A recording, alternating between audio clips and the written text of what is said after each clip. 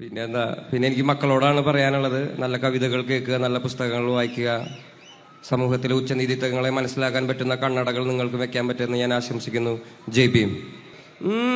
കാട്ടിലലയും കട്ടും മരക്കാരേ, വലക്കാരേ, കടൽക്കാരേ, കടല് നീരിനുപ്പിൽ പിറന്നോരേ, വിശപ്പറിയാതെ അലഞ്ഞോരേ, കാറ്റിലലയും കട്ടും മരക്കാരേ, വലക്കാരേ, കടൽക്കാരേ, കടല് നീരിനുപ്പിൽ പിറന്നോരേ.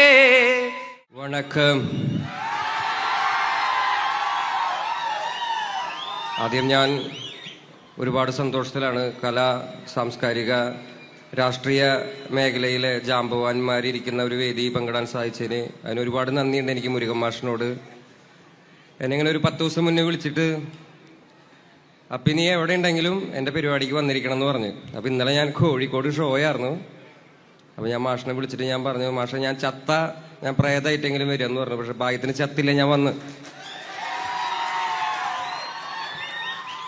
എനിക്ക് പ്രധാനപ്പെട്ട ഒരു കാര്യം പറയാനുള്ളത്, മാഷ് തന്നെ പറഞ്ഞിരിക്കുന്ന മാതിരി ഒരാളൊരിക്കൽ കണ്ണട വെച്ചു കല്ലെറി കുരിശേറ്റം, മറ്റൊരാളൊരിക്കൽ കണ്ണട വെച്ചു ചെകിടടി വെടിയുണ്ട.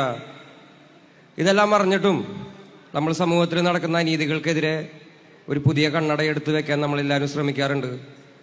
സമൂഹത്തിൽ നടക്കുന്ന അസമത്വങ്ങൾക്കെതിരെ അതിന്റെ പത്തി നോക്കി അടിക്കാൻ പറ്റുന്ന കവിതകൾ മാഷിന് ഇനിയും എഴുതാൻ പറ്റട്ടെ എന്ന് ഞാൻ ആശംസിക്കുകയാണ്. മാഷൊക്കെ എൻ്റെ ഇൻസ്പിറേഷനാണ്.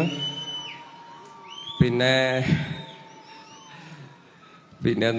എനിക്ക് മക്കളോടാണ് പറയാനുള്ളത്. നല്ല കവിതകൾ കേൾക്കുക, നല്ല പുസ്തകങ്ങൾ വായിക്കുക, സമൂഹത്തിലെ ഉച്ചനീതിത്വങ്ങളെ മനസ്സിലാക്കാൻ പറ്റുന്ന കണ്ണടകൾ നിങ്ങൾക്ക് വെക്കാൻ പറ്റുമെന്ന് ഞാൻ ആശംസിക്കുന്നു. ജയ് ഭീം. കാട്ടിലലയും കട്ടും മരക്കാരേ, വലക്കാരേ, കടൽക്കാരേ, കടല് നീരിനുപ്പിൽ പിറന്നോരേ, വിശപ്പറിയാതെ അലഞ്ഞോരേ, കാറ്റിലലയും കട്ടും മരക്കാരേ, വലക്കാരേ, കടൽക്കാരേ, കടല് നീരിനുപ്പിൽ പിറന്നോരേ, വിശപ്പറിയാതെ അലഞ്ഞോരേ. ജയ് ഭീം, ജയ് ഭീം.